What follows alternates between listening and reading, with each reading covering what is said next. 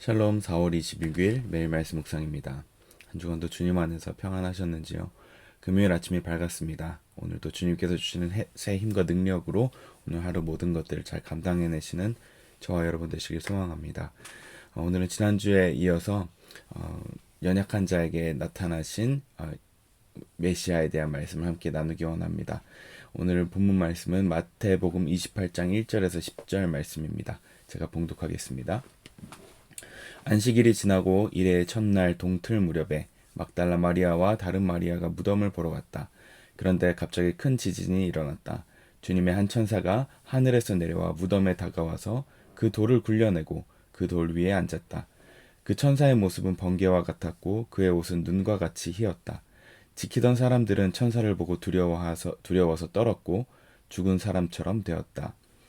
천사가 여자들에게 말하였다. 두려워하지 말아라. 나는 너희가 십자가에 달리신 예수를 찾는 줄 안다. 그는 여기에 계시지 않다. 그가 말씀하신 대로 그는 살아나셨다. 와서 그가 누워 계시던 것을 보아라. 그리고 빨리 가서 제자들에게 전하기를 그는 죽은 사람들 가운데서 살아나셔서 그들보다 먼저 갈릴리로 가시니 그들은 거기서 그를 뵙게 될 것이라고 하여라. 이것이 내가 너희에게 하는 말이다. 여자들은 무서움과 큰 기쁨이 엇갈려서 급히 무덤을 떠나 이 소식을 그의 제자들에게 전하려고 달려왔다.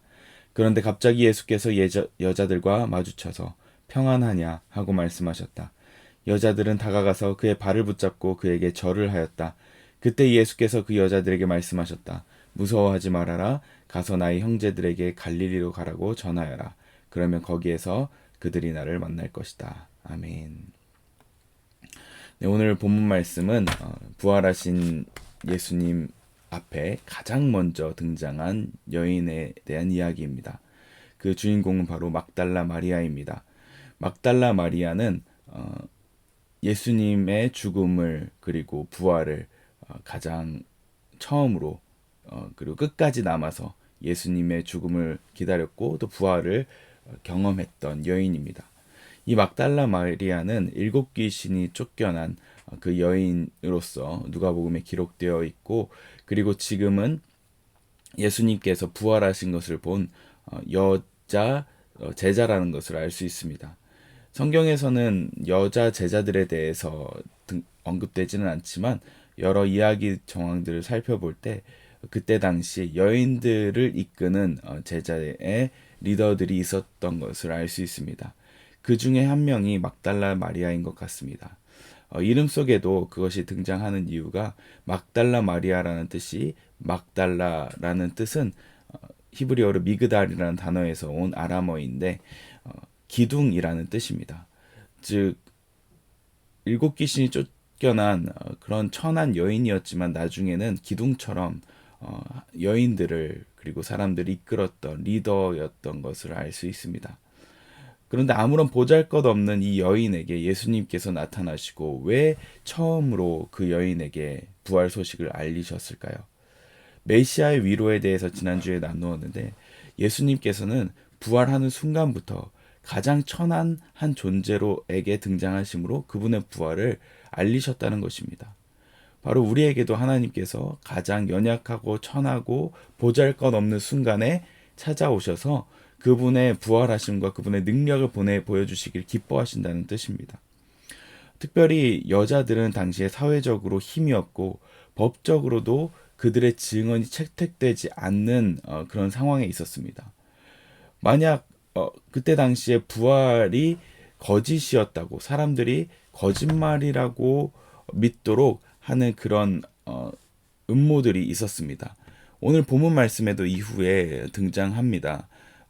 11절 이후에 사람들이 예수님이 천사들로 인해서 무덤이 사라지니까 그때 당시 경비병들이 그 일들을 대제사장들에게 알렸습니다.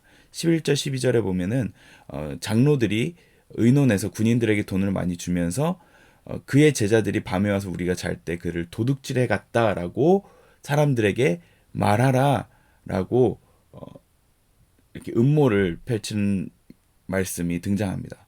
그것이 바로 오늘 본문 이후에 바로 등장하는 말씀인데요. 그것이 만약 거짓으로 제자들이 한 말이라면 성경에는 절대로 여자들이 이것을 먼저 보았다라고 기록하지 않았을 것입니다.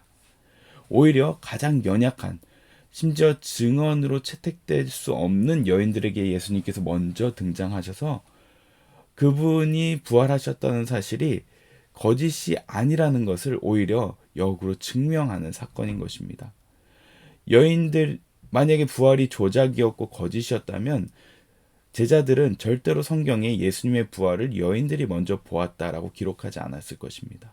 그런데 오히려 연약한 자들에게 먼저 등장하시고 증언으로 채택되지 않는 여인들의 입술로 부활의 소식을 전하게 기뻐하시는 그 하나님.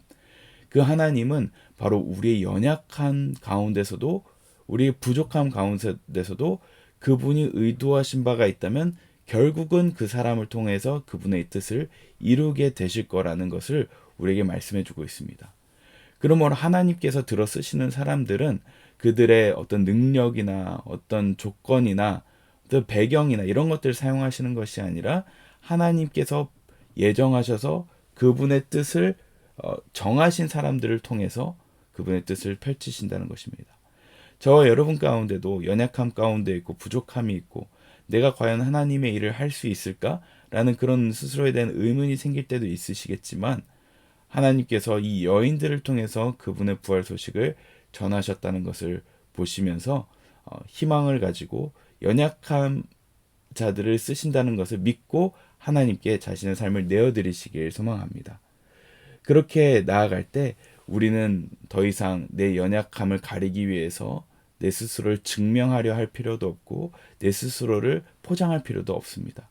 나는 단지 용서받은 자로서 하나님께서 치유해 주신 자로서 그냥 그 자체로서 감사하며 살아가면 될 뿐입니다. 그러면 하나님께서 저와 여러분들을 사용하실 것입니다. 이렇게 하나님은 부활 소식을 이 연약한 여자들을 통해서 전하기를 기뻐하셨습니다. 오늘도 하나님께서 저 여러분들에게 그 연약함 가운데서도 사용하신다는 사실을 잊지 마시고 기쁨으로 그리고 자신감을 가지고 오늘 하루를 살아가시길 바랍니다. 마지막으로 함께 나누기 원하는 것은 오늘 본문 말씀의 여자들의 반응입니다.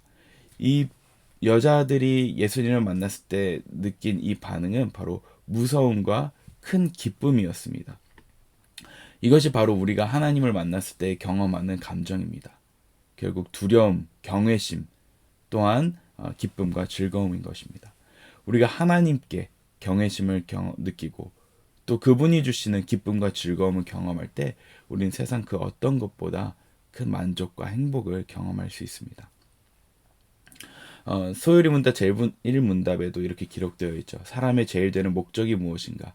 사람의 제일 되는 목적은 하나님을 영화롭게 하는 것과 그를 영원토록 즐거워하는 것이다. 우리가 하나님을 즐거워하기 시작할 때 우리의 삶의 목적이 이루어진다는 것을 기억하시길 바랍니다. 오늘 하루를 살아가실 때에도 내가 기쁨과 즐거움을 다른 데서 찾는 것이 아니라 내 작은 핸드폰 속에서 내 도파민을 자극하기 위해서, 요즘 유행하는 말이죠. 도파민에 중독됐다.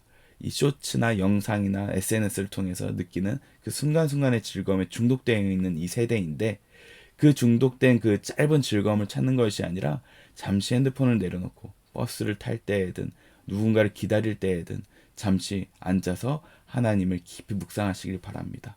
그 묵상함으로 나아갈 때, 하나님을 기억하는 자리에 나아갈 때 하나님께서 저와 여러분들에게 경외심과 그리고 그분을 기뻐하는 마음을 주셔서 내 삶의 목적을 그 순간에 이루어내실 것입니다. 얼마나 감사합니까? 내 삶의 목적이 단지 하나님을 즐거워만 하면 된다는 것, 그분을 기뻐하면 된다는 것, 그것이 우리의 희망인 줄 믿습니다.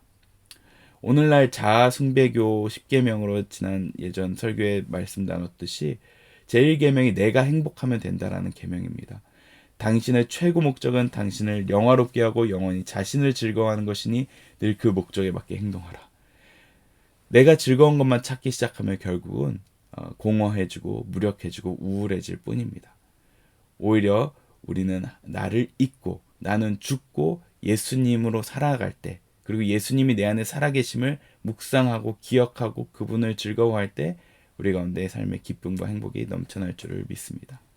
오늘 막달라 마리아에게 먼저 나타나신 예수님을 기억하시면서 막달라 마리아와 같은 자에게 기쁘게 예수님이 먼저 소식을 전하셨던 것처럼 나의 가장 연약한 순간, 나의 가장 어려운 순간, 힘든 순간에 예수님이 찾아오셔서 그분의 기쁜 소식을 전하길 기뻐하신다는 사실을 오늘 기억하시고 그분을 묵상하시고 그분을 즐거워하시는 오늘 하루 되시길 소망합니다.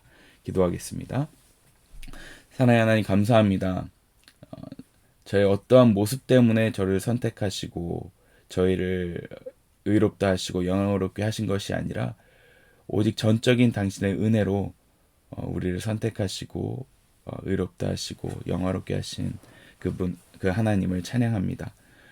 오늘 우리의 연약함 가운데서도 그분의 능력과 사랑을 드러내시길 기뻐하시는 주님, 오늘 이 하루 저와 모든 성도님들의 마음속에 찾아오셔서 주님과 깊이 동행할 수 있는 그런 하루 될 수 있도록 축복하여 주시옵소서. 가장 연약한 순간에도 가장 기쁜 순간에도 모든 것이 하나님으로 인한 은혜임을 기억하며 감사하며 기뻐하는 시간 되게 하여 주시옵소서. 감사드리며 예수님 이름으로 기도합니다. 아멘.